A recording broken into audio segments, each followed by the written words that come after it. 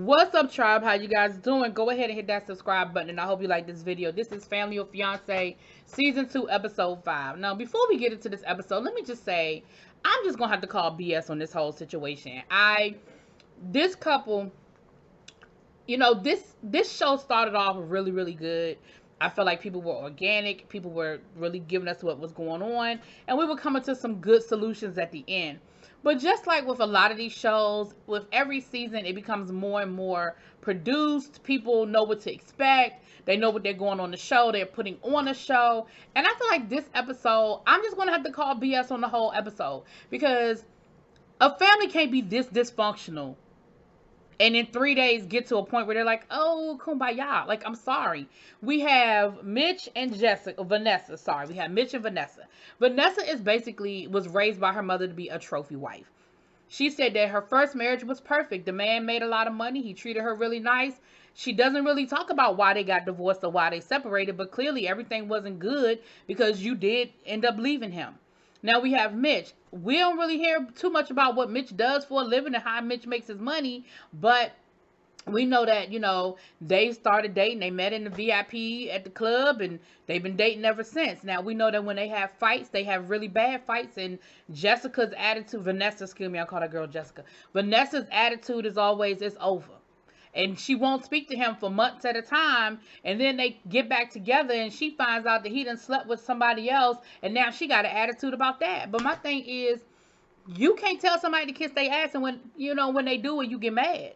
Like, if you are telling him it's over, it's over, it's over, it's over, it's over, it's over, and he goes out and he acts accordingly, he lives his life as if the relationship is over, you can't really be mad about that. Like, at the end of the day, you told him it was over, so he's acting accordingly. Anyway, Vanessa's mama, who's the main problem in this situation, has in her mind that her daughter is supposed to, marry a ball player, a millionaire or whatever, and anything less than that, it just ain't gonna be good enough for her daughter. She's still stuck on the fact that the first husband, I guess, financially was able to take care of her, but it didn't work out, okay? So, they speak to Terry, and I'm listening to them talk about their relationship, and I'm like, why are we even talking about marriage? They need to work on some basic relationship stuff. She says she doesn't trust him, and she doesn't know if she can trust him with her heart. Ma'am, that's what marriage is. If you don't know you can trust this man with your heart, then you ain't ready to get married, and it really don't matter it doesn't matter what the relationship is. Mitch, you can't run out here and start sleeping with every, Sheila, Sue, and Jane every time y'all have a fight, especially since that's the pattern. If the pattern is y'all have these fights, y'all don't speak for 2 or 3 months, and then y'all get back together. Listen, you got to stop running out here and sleeping with the first thing smoking just because you mad and you in your feelings. But I feel like those things need to be resolved before we start bringing the family in and asking the family for any type of acceptance. Then we find out that he has a child that's not biologically his child, but he was married once before, and that is his stepdaughter. He said they created a relationship, they built a relationship, and even though the marriage was over, he still is very much a father to this child. Her mama and friends seem to have a problem with that. I have never in my life heard of somebody having a problem that for a man taking care of a child. Like, what was he supposed to do? He was married to this woman. He built a relationship with his daughter. How would you have thought of him differently if he had walked away? Like, I would have been looking at him with a side eye if he had walked away. Like, damn, that's messed up. Did you ever really love this girl? Anyway, child. So, the task that he has to create a 5-year plan, and she has to do the hot questions or hot seat, hot whatever, child. I don't know. So, they go around the room and they ask everybody, what issue do you have? Why are you not feeling this marriage or this relationship? And of course, the mama goes off on this whole tangent about he's not good enough. He don't make enough money. I'm giving him a gym. He can't handle it. I want you to marry your ex. I want you to get back with your ex-husband because he still loves you. I talked to him and he said he would divorce his wife now and marry you. What? And the mama had the nerve to even bring her wedding pictures and put them up in the house. I'm like, how disrespectful can you be?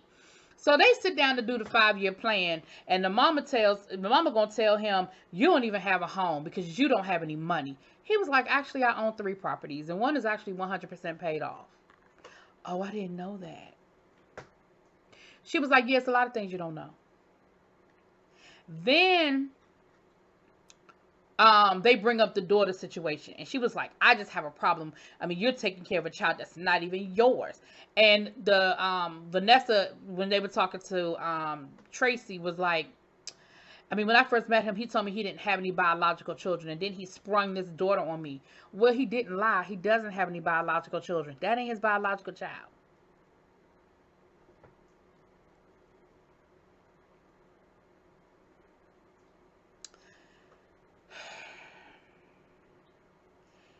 He explained to them about the situation, and now her best friend was like, oh, I just think that is so admirable of you. I mean, there's a lot of men out here that wouldn't have done that, and I just think that that is a great thing. And I'm like, what did y'all, like, what version of the story did y'all have before? Because to me it seemed really clear when they were talking to Tracy at the beginning of what happened. Like, so now it's cool that he has this daughter. Anyway, so then on the other side, his family is asking her questions. And so they were asking her, like, what's her idea of being financially stable? She was like, well, he needs to make millions of dollars a year. I mean, a couple of million a year in order for me to be happy.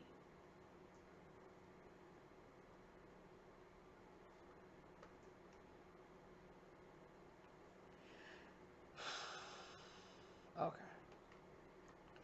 Then she said, about the daughter situation. She said that she just doesn't feel like she has, the parental mindset. That she don't think that she just has what it takes for, to be a mother. Listen, stop telling women. I've said this a million times. Y'all stop telling women that they do. If a woman is telling you she don't have it, she don't have it. Just believe her that she don't have it. Not everybody has it. Not everybody was born with it. Let's stop pretending and acting like that is what it is, okay? Now, she said that she tried to build a relationship with the stepdaughter, but it just didn't work out. Now, I don't know. I ain't going down that road. She said that ship has sailed. The girl is grown at this point. I think the girl is in her 20s. So, at this point, if they can't build a relationship, they just can't build a relationship, child. So they end up having dinner, and it comes up at dinner that, not only has he had sex with other women when they were on their breaks, but they had sex with a stripper. And listen, we are not gonna guilt sex workers. I mean, well, stripper ain't a sex worker. I'm sorry, because ain't no stripper. That don't mean you having sex. But we're not going to guilt people who are doing non-traditional ways of making a living. Ain't nothing illegal about getting on the pole. Ain't nothing illegal about the money they make. So we're not going to guilt this woman who had sex with him. The problem is, y'all got a problem with the fact that he had sex when they were on one of their breaks. Not so much that he had sex with the stripper. But whatever. It is what it is. So they end up having this whole argument about that. And he tries to explain, listen, when your daughter don't speak to me for weeks at a time, and she tells me it's over, in my mind it's over, and I can do whatever the hell I want to do when it's over. Well, that's true. So they go back the next day to Tracy, and I'm all over the place because this episode, like I said, it irritated me. So she goes, Tracy says, listen, you gotta talk to your mama, and you gotta cut the cords. You have to put your mom in her place and let her know you can't. What you're doing is disrespectful. I'm not going to allow you to disrespect my future husband. I'm not going to allow you to disrespect, our relationship. And you're going to have to. And she's like, well, I don't want my mother to cut me off. I don't want her to cut me off. What, financially? Like, does your mother take care of you financially? Because you're a grown ass woman. What do you mean cut you off? And Tracy was like, well, listen, you're going to have to make a decision.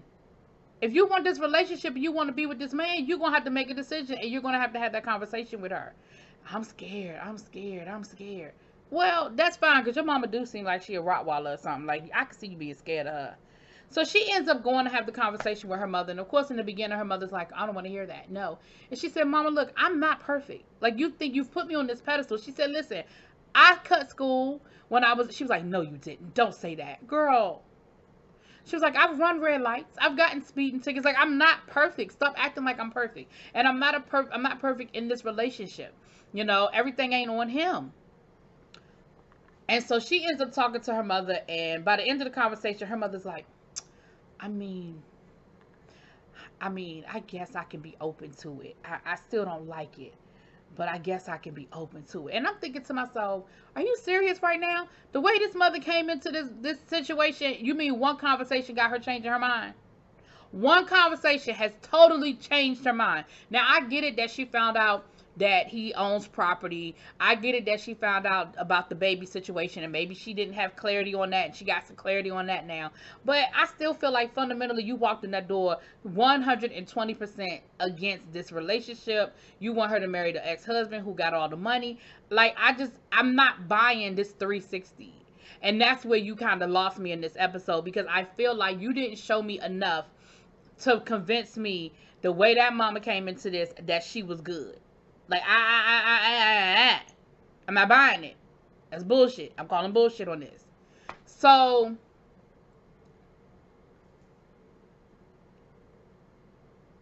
they go to the blessing ceremony. Like I said, I don't have a whole lot for this episode. They go to the blessing ceremony, and everybody ends up giving them their blessing, including the mama. And I'm like, you got this is bullshit. I'm not buying it. Now, when we did the follow-up, you know how they at the end say what happened? They done broke up again, and they didn't put the marriage, they done canceled the wedding. And I'm like, yeah, because they're not ready to get married, period.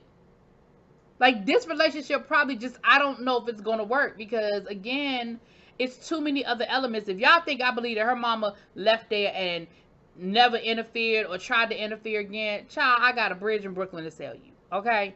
It's bullshit. And I didn't enjoy this episode at all, because I felt like you gave us a whole lot of conflict and the resolution was way too easy. I would have even been okay if the mother said, listen, I feel like this weekend was a step in the right direction, but I'm still not there yet, so I'm not ready to give my blessing. Like, I'm okay with that version of the story. I'm okay with, like, even last week's episode with Christian and them. Ain't no way in the world I'd have walked away and gave that situation my blessing. Nope, I need to see how things work when we get back home. No, ma'am. Anyway, y'all let me know what y'all think. I'll talk to y'all later. Peace.